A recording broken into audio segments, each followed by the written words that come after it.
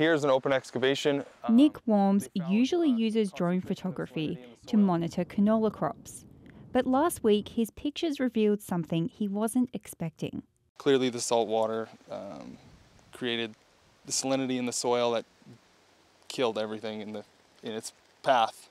There's just a line from green to brown. Worms knew a Husky energy line had leaked salt water onto his family's farm. But he says the company downplayed the extent of the damage. Worms says Husky told his family it was a small leak, and they told him they needed access to his land.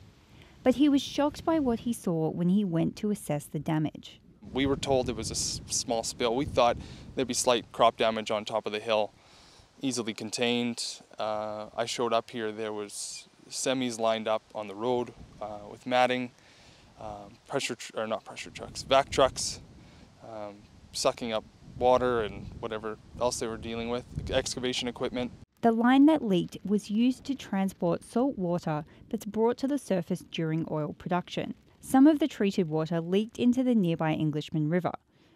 Husky says testing hasn't found any hydrocarbons in the water, but the Worms family is worried the salt water has ruined their land.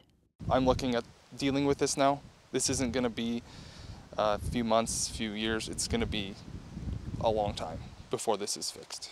Husky didn't mention the damage to the land and trees when it announced the leak had happened.